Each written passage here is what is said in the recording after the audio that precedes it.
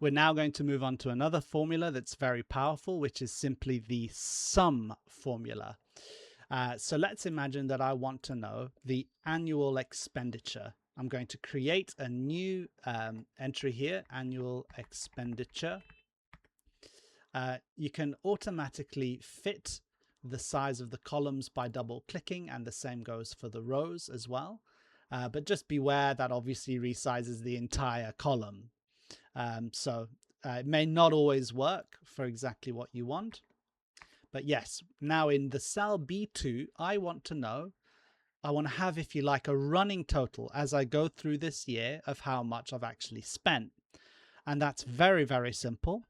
Again, it's a formula. So you're just going to do equals.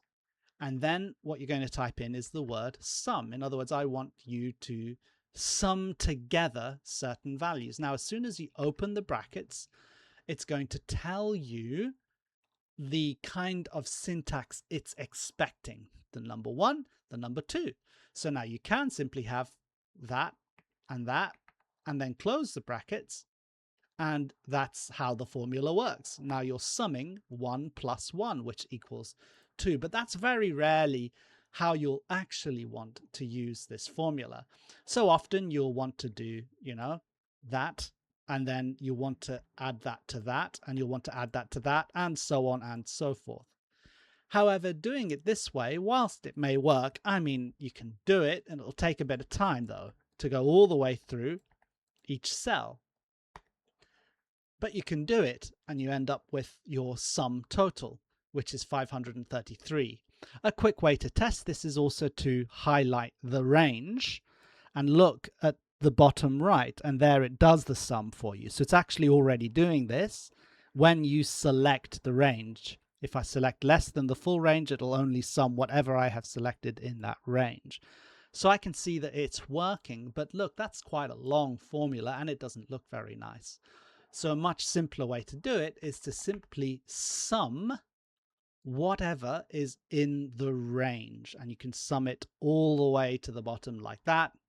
Close the brackets, and here you've got a range that it's summing together, and that'll do it for you. And then whenever you add anything in, like, I don't know, 33, you did very well in June because you want to make up for your excessive spending in May, then you will it'll automatically update there. So that's how that works. I will make a quick note, although it's not relevant right now, but usually it's just a habit for me. If I'm working with big ranges like this, I'll usually freeze it in place.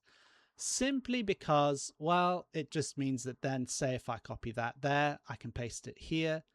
It's always going to be looking, it means I can kind of move this around if I want to, and it's not going to cause problems for me because I have frozen that range solid. It's in place like that by pressing the F4 key, and as you can see, it's input those dollar signs there to freeze the entire range in place. So that's just a note. If you remember range variability, it does often, it is the reason for errors and mistakes in spreadsheets. So you can freeze it in place like that. And there you go. That is the sum formula.